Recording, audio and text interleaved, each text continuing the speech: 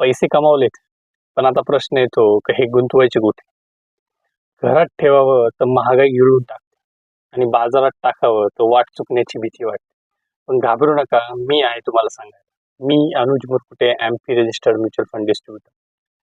आज सांगणार आहे तुम्हाला गुंतवणुकीचे 4 मुख्य रस्ते. त्यावर तुम्ही नक्की विचार करा. पहिला रस्ता आहे रिअल इस्टेट. घर, जमीन, फ्लॅट सगळ्यांचं स्वप्न असतं. घर घेतलं म्हणजे गुंतवणूक झाली.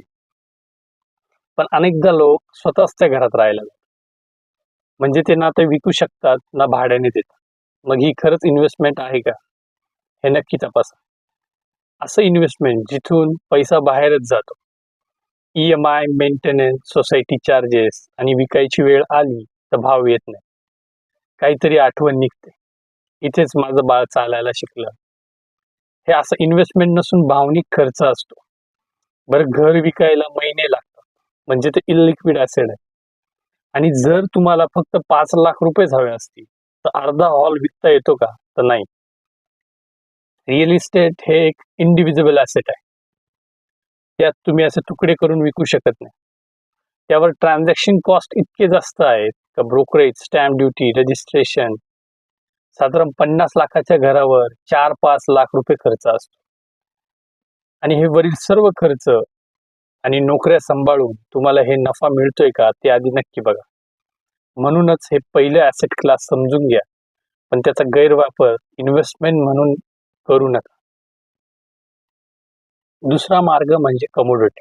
सोनं, चांदी हे लग्नासाठी परफेक्ट आहे, पण गुंतवणुकीसाठी नक्की तपासा. कारण त्यात शुद्धतेचा प्रश्न असतो. प्युअर आहे का डुप्लिकेट आहे? तुम्हाला त्यातून काहीही रेग्युलर उत्पन्न मिळत नाही. फक्त कॅपिटल ॲप्रिशिएशनची अपेक्षा असते. म्हणजे होप बेस्ड गुंतवणूक. तुम्ही बघत असाल आजकाल सोनं, चांदी हे सांभाळणं देखील कठीण झालंय. यांनी अलीकडच्या काळात चांगला परतावा दिलाय, पण तुमच्या संपूर्ण पोर्टफोलिओमध्ये त्याचं स्थान किती आहे ते बघा. तसंच फिजिकल सोनं घेताना मेकिंग चार्जेस आपण जवळजवळ 15% देतो. त्यानंतर 3% GST. म्हणजे सोनं घेताना तुम्ही ऑलरेडी 18% लॉस स्वीकारता. त्यामुळे कमोडिटीचा गुंतवणूक म्हणून विचार करताना लक्ष द्या.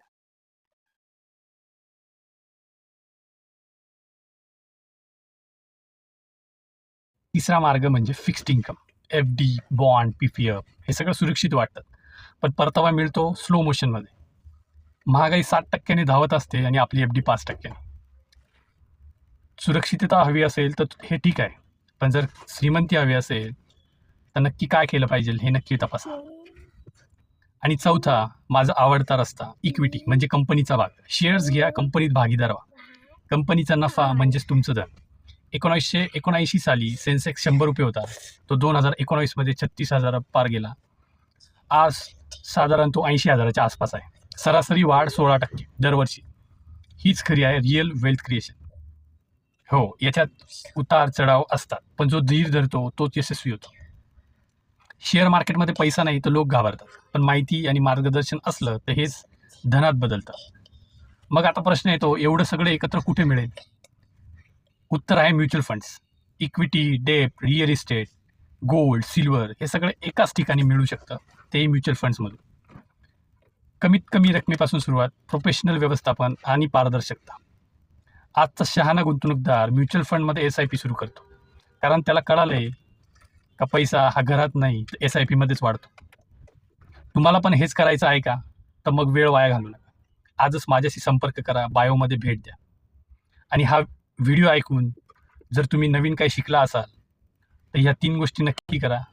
व्हिडिओला लाईक करा, कॉमेंट करा आणि मला सांगा तुमचा आवडता ॲसेट क्लास कुठला आहे. आणि शेअर करा त्या मित्राला जो अजूनही घरात पैसा गुंतवतोय आणि त्याला वाटतं तो श्रीमंत होईल. पैशांना भावनामध्ये अडकू नका, पैशाला कामाला लावा. म्युच्युअल फंड SIP चालू करा. धन्यवाद.